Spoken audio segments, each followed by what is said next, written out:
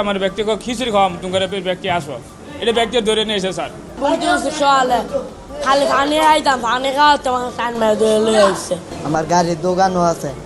আমার দেয়া বছরে আমার পানি টানি স্যার ঘুমাই আসলাম আমার দোকান আসলো কোথায় ঘুমাইছেন আপনি? এয়ারপোর্টে স্যার আমি স্যার কাজ করি এয়ারপোর্ট ব্রিটিশ মেমোরিয়াল স্যার আমরা পানি টানি স্যার আমরা ঘুমাই রয়েছি আমাদের দোকানে আমাদেরকে বলছে আমাদেরকে নাকি কাজ দেবে স্যার এই জন্য স্যার নিয়ে আসি স্যার আমরা তো কাজ করি স্যার আমরা তো কিছু করি না স্যার। আমরা এটা আসলে এয়ারপোর্টের দীর্ঘদিনের সমস্যা ওরা তো আসলে পথ শিশু ওদের পরিচয়ও একটা তেমন নাই তো ওরা এই জায়গায় থাকে এই জায়গায় ঘুমায় এই জায়গায় ওরা এইগুলা করে আমরা এইটা কিন্তু আমাদের রুটিন ওয়ার্ক আমরা ওদেরকে কিন্তু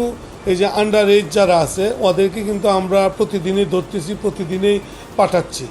হ্যাঁ আবার ওরা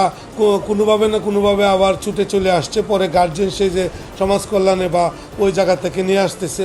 এইরকমভাবে ওই প্রায়ই ওদেরকে আমরা সরাই আবার নাহলে নতুন নতুন লোক আবার আসে এটা যেহেতু একটা রেল স্টেশনও আছে রেল স্টেশনকে কেন্দ্রে কিন্তু পথ শিশু থাকে আরও বেশি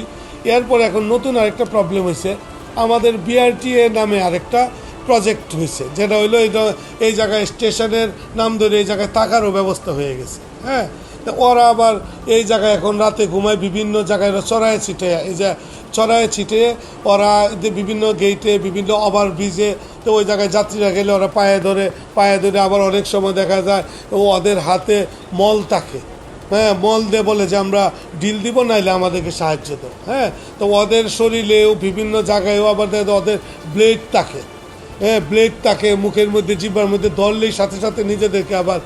ওরা কেটে ফেলে হ্যাঁ রক্তাক্ত করে ফেলে ওদেরকে টানায় আনলে ওরা আবার বাথরুম থেকে আবার ময়লা টয়লা শরীরে গায়ে মানে বিভিন্ন ওদের তো ধরেন কোনটা সুগন্ধ কোনটা দুর্গন্ধ কোনটা ময়লা কোনটা আবর্জনা এটা কিন্তু ওদের কাছে দেয় এবং যখন আমাদের হেফাজতে আসে তখন ওরা আবার বেশিরভাগ নিজে হাতরুম করবে নিজে দেখা যায় যখন ব্লেডটা থাকবে জিহ্বা নিজে কামড় দিয়ে নিজে কামড় দিয়ে কেটে ফেলে এখন রক্তাক্ত হয়ে যায় তো এইগুলো আমরাও আবার তাকে অনেক সময় অ্যাক্সিডেন্ট করতে পারে করতে পারে তো জীবনের মায়াও নেই হ্যাঁ তো সেই ক্ষেত্রে আমরা তাদেরকে ধরি কিন্তু আজকে আমরা গত কয়েকদিন আগেও আবার একটা নিউজ হয়েছে আমরা পরবর্তী দেখছি ওরা ধরলে 3 জন 4 জন 5 জন 6 জন পায় দিনে তো এই জায়গায় থাকে ওই জায়গায় থাকে স্টেশন বিভিন্ন তা আমরা চিন্তা করলাম ভোরে ওরা ঘুমায় আমরা ভোর 5টা থেকে রেল স্টেশন এবং ওই আমাদের এয়ারপোর্ট গুলচত্বর কেন্দ্রিক আমরা আমাদের লাইন থেকে আবার ফোর্স আনি আমরা 20 জন আমরা টানা মিলে টোটাল 40-50 জন ফোর্স মিলে আমরা অপ্রাপ্ত বয়স্ক প্রায় 48 জন এবং প্রাপ্ত বয়স্ক 24 জনের মতো আমরা মোট 82 জনের মতো আমরা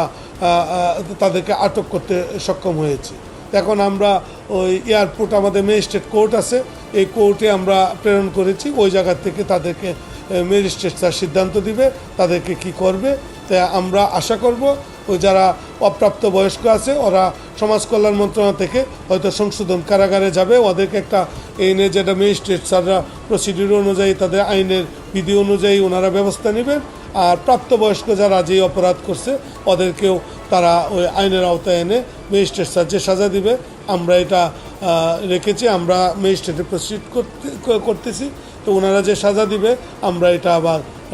ব্যবস্থা নিব আমরা পৌঁছায় দিয়ে আসবো যদি আমাদের মিরপুরে বাবুগুড়ে দেয় ওই পৌঁছায় দিব আর যাদেরকে জেলখানায় দিবে যদি সাজা দেয় সেক্ষেত্রে আমরা তাদেরকে পৌঁছায় দিব।